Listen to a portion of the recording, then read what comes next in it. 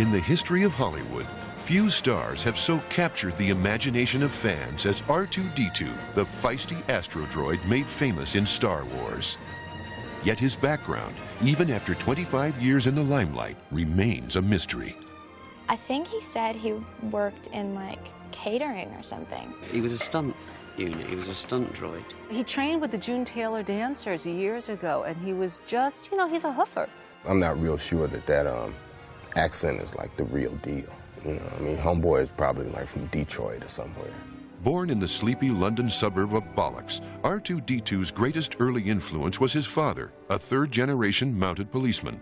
But from an early age, R2 was destined to disappoint him. Dad always expected us to follow in his footsteps, but we couldn't get Reg to get his leg over the steed, so at that point my father started treating him differently. Unable to please a father he adored, R2 sought approval elsewhere. He went off to acting school. You know, he always liked being the center of attention, so it sort of fit, didn't it? In the freewheeling London of the 1960s, R2 discovered a freedom he never dreamed of back in Bollocks. For the first time in his life, R2 felt like he belonged. He was doing Panto up in Bristol, and he was doing an amazing production in A Christmas Carol. He was Tiny Tim. R2's creative talents went beyond acting. Along the way, he met a man who would become a lifelong friend. We had an interest in music, and we were both drummers. I grew up at the time with the Beatles, playing in the clubs, and we often jammed together. Those were good times, and that was, I think music was his outlet. I think he liked being in the spotlight. Father was singularly unimpressed. Tortured by his father's rejection, R2 poured himself into music. He was partying with Ringo, having tea with Hendrix, and that was the summer of love. He headed west to the epicenter and ended up running with some really radical people in California. I first met R2 many years ago. He was just a young, aspiring droid, you know, innocent and very sweet-natured. He doesn't even remember me now. I'd heard that he was doing some experimental dance. You know, that was sort of in the 60s. I don't think anybody remembers anything about what happened in those years. R2 quickly found work on American television, playing a variety of supporting roles. You know, in like Starsky and Hutch, they were throwing those cans around, trash cans. That's how he got started. He did a couple stints on That's My Mama.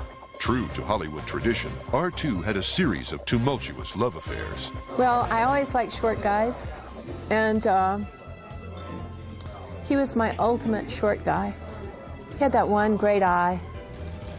I loved looking into that eye.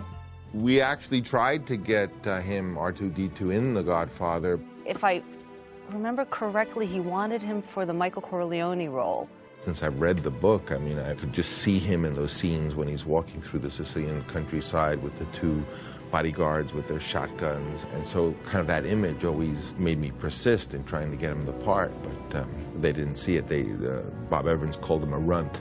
But The Godfather's second unit director, a young filmmaker named George Lucas, saw exactly what he needed for his new film, Star Wars. In the very, very first script, R2 is described as a trash can on wheels. And that's one of the reasons why I saw him. I said, this guy's perfect. You know, I hope he speaks English. March 1976. Filming begins in Tunisia. Though already a veteran of stage and television, R2's transition to feature films proves difficult. It was a huge burden on R2 to really carry the very first scene in Star Wars. He had the second line of dialogue in the whole film. Did you hear that? They shut down the main reactor. We'll be destroyed for sure. Under the intense spotlight of a major feature film, R2's nerves frayed. Probably the biggest fear he had was he had to appear in a scene with Alec Guinness. And that was a huge opportunity for him. I know he was really nervous that day. He got sick the morning before that. The pressure proved too much. R2 had to be treated for exhaustion. Despite R2's strengths, he's insecure. There's some insecure programming somewhere in his system. I think it's easy for people to forget that he has feelings. When you're at crotch height, it's hard to make a good impression.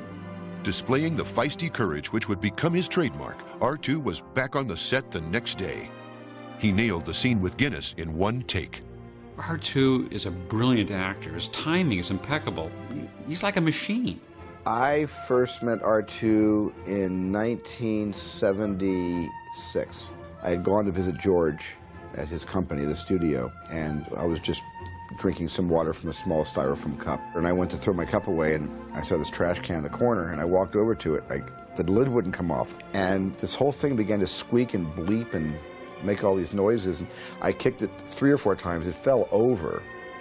And then George said, "What are you doing to R2?" And I said, "Well, I'm trying to throw my styrofoam cup away in this trash can." He said, "That's not a trash can, that's R2-D2. It was a mistake no one would ever make again. The following year, R2 became a part of American culture. Star Wars was a huge success. He came back, he was a star. The mayor gave him a key to the city. They named a bypass after him, the R2-D2. It was wonderful. There was only one thing missing from R2's triumphant return home. Dad was unimpressed, so he refused to acknowledge Reg's accomplishments. R2's troubled relationship with his father would haunt him all his life. By the late 70s, R2 found himself in that rarefied pantheon of American screen icons. Fame had a profound effect on the little droid. He really worked so hard on that first film, and I think it was during the second and third that things really changed. You know, when you're that young and you get a home run, your first major feature, it put a lot of pressure on him to outdo himself. He was, making demands and having his publicists and his entourage. And then he went through the whole grand star thing and, demanding trailers and Winnebagos and God knows what all. At the height of his fame, R2 took a vacation in Manhattan. There, he became friends with an up-and-coming performer. I was like a young actor in New York, kind of struggling, and I hadn't met anybody really famous before then, and all of a sudden, he's like a household name. Everybody is R2-D2, and I'm like telling people, I know him. There was, perhaps, something in the aspiring actor that reminded R2 of himself. He tried to hook me up with an agent, and it's just been very good to me, throughout my whole career. With the release of The Empire Strikes Back in 1980, R2 began to set his sights beyond Star Wars. I think he really wanted to be in the Indiana Jones series. So as soon as he heard that Stephen and I were doing something, he immediately said, can I have the lead in this? One day in the prop department, we found him and he had the hat and the whip. Well, as an actor, you have to understand that R2 is limited. He used to say he would like to have been a Shakespearean actor. He could carry a spear. He heard, I think it's Kenneth Branagh was doing Richard III, and he auditioned for The Hump, and he was very sad not to get it. I did see him do Friar Tuck at a certain point, and he was quite good at that. But he's just too old now for those roles. R2's success had become a sort of prison. He wanted out. I think he really wanted to get on and do other things. I know that he wanted to really be in a Western. By the time he became a star, there weren't that many being made. I don't think he's going to get, romantic leads. He is really more of a character actor. The starring roles R2 yearned for never materialized. He made a lot of bad choices, I think, and he had a terrible agent and manager. The end of the Star Wars trilogy seemed to be the end of R2's career as well. After the completion of Return of the Jedi, all of us went off to other things in our career, and R2 was left in his beach house in Malibu with nothing to do, watch the tide come in and out. It was a dark time for him. A lot of things went on during those lost years. He just kind of did a few independent films, and then he was doing some commercials. I heard that he had, on the side, without telling anybody, had done some dinner theater. No event contributed more to R2's downfall than the good fortune of a close friend. I know very well that Rick and R2 were friends at one point. They used to hang out together and party together. But after Rick's Academy Award, R2 didn't talk about him anymore. Well, we haven't spoken in a long time. And I'm not surprised that he was unhappy that I won, because he and I have been at odds. He's a keen follower of the Academy Awards. I don't think he's an actor. I think he's a personality. Notice that no one else hires him. Notice that. Not being nominated was a tremendous disappointment to him, and I think he felt that he'd let the family down. Especially my father. It was clear that R2 had made enemies on his climb to the top. I just want you to know that he's not the happy-go-lucky, rollicky little robot that he appears to be, that he's got a dark side. This is where they got that phrase, by the way, the dark side. Through it all, the man who discovered him remained loyal. I don't think George is aware. No who's going to walk up to George and say, R2-D2 is a schmuck. Anxious to help R2, George Lucas made a call to an old friend. At one point, George asked me, is there a place for him in Private Ryan? And for a while, I considered making him a beach obstacle. It was not to be. R2's life spiraled downward. I mean, R2, at a certain point, he started drinking a lot. I went to see him. He was living in a cabin, just alone. Didn't take care of himself. He was rusty. He had let his hair grow. He is somebody that I felt could have benefited very much from Prozac. R2 had finally hit rock bottom. From the mid-1980s to the mid-1990s, R2-D2 lived in obscurity. But that would all change with one phone call. George decided that he was going to try R2 again for Phantom Menace. He had sent me a few little notes here and there saying, gee, when are we going to do the next movie? Yeah, I'm really looking forward to it. Why don't you do another Star Wars? We had a very difficult time in tracking him down and finally found him. He was doing dinner theater in Sarasota, Florida. When we came back to do The Phantom Menace, he was very excited to be a part of it, and I think he was relieved that his life had direction again. But before he could return to work, R2 had to get in shape. My team was assigned to get him ready for the physical demands of Episode 1, so we had him on a treadmill for about an hour a day. R2 hit the weights, and the pounds melted away. He showed up on the set. There he was, all cleaned up. He looked great. It excited all of us to see him again. As soon as he comes onto set, it was Star Wars for real. Without him, this wouldn't be Star Wars. The honeymoon was not to last. I think the trouble on Phantom Menace started when a script was sent to R2, and he marked it all up and sent it back with a lot of notes to George. If he can kind of beef up his dialogue, he will. Not only does he ad-lib his lines, but he actually goes off in the wrong direction, and he goes anywhere he wants. I mean, he's actually doing another movie. The other day he had a line with Obi-Wan, right, and he was meant to say, right, and instead he said, and thought that like none of us would know it. You don't talk droid, do you? The incident with Obi-Wan, played by Scottish actor Ewan McGregor, was symptomatic of a deeper problem. If he had his way, he'd have Ewan's part. And I think Ewan kind of knows that. The other day he said, "Out my way, you Scottish wanker," to Ewan. No, R2's changed. I mean, he's not the same droid he was. He was actually quite humble when I found him. He slags off the other actors. I know that he always slags off George. As time went on, the problems deepened.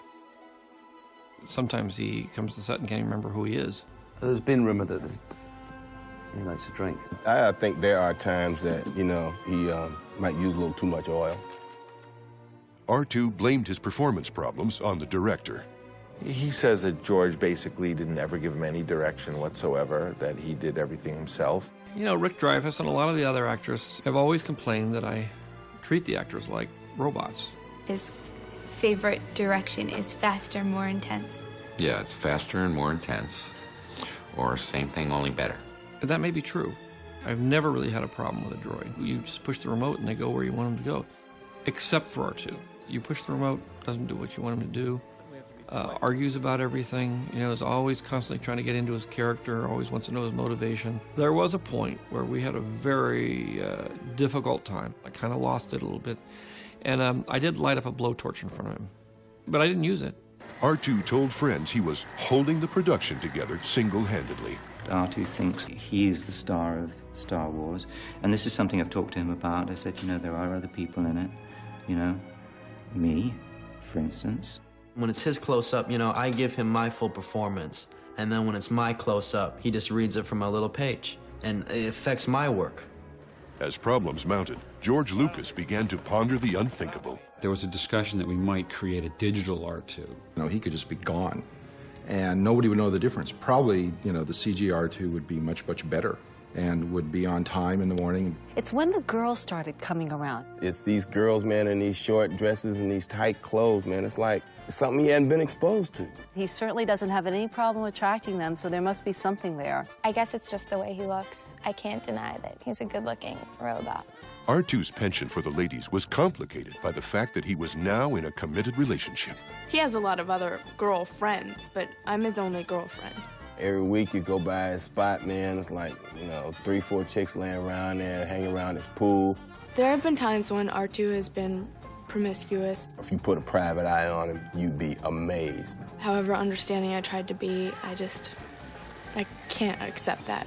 My parents raised me not to accept being cheated on by a robot. If his romantic problems weren't enough, R2 was suddenly overwhelmed when word came from England. his father was dead. It was a shock to us all, and it was difficult to break the news to R2 as we hadn't spoken in years. He did not take it very well. R2 was nearing a crisis point. Oh, man! Once his father died, I knew the pressure was building in him and something was going to blow. He's gone mad! And it happened. It eventually happened there in Sydney. Distraught over the death of his father, R2 staged a stunt that shocked everyone around him. He's trying to prove to himself that he was strong enough to face anything. Well, I think that leap part of it was just a stunt to get attention. It really comes out of the Indiana Jones thing. Both Stephen and I said, you know, you really aren't going to be up for these stunts. And he said, oh, I can do that, I can do that. And I think part of this was a call, especially after his father died, to branch out and prove that he could do a lot of the things he'd been bragging about. His terrified fans begged him not to do it. But R2 was determined. Suddenly, everything went horribly wrong. This is crazy, Don. We're really going to do something. He's out of control. 4, 3... No, R2, you're harnessed!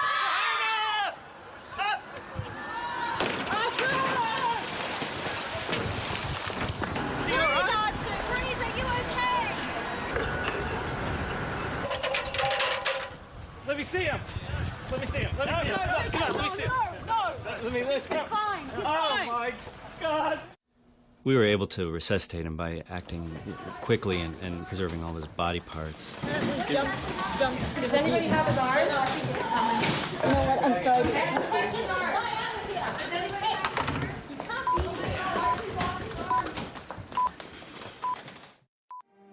R2's near-death experience changed him forever. When I called him in the hospital, he was overwhelmed. He could barely speak. He was particularly touched by the messages of support from the fans. His demons behind him, R2 emerged from the ordeal stronger than ever. After that jump, I think he began to come to his senses.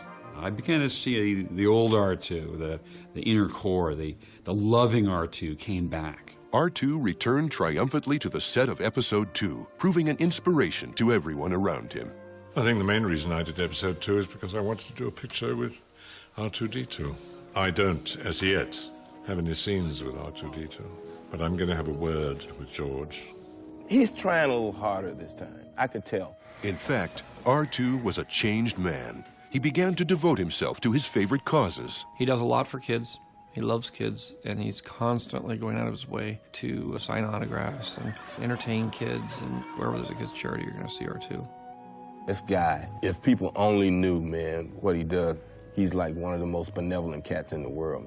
You know, his generosity goes in many ways. I mean, he shared things with me. He's given me some of his parts sometime. I mean, you know, not Shakespeare, I mean, like, bits of metal. But, you know, whatever he can, he gives. Overcoming his anguished family history, conquering his professional frustrations, R2-D2 has emerged, triumphant once again. He's had a very difficult life, and given that, I think he copes very well with it.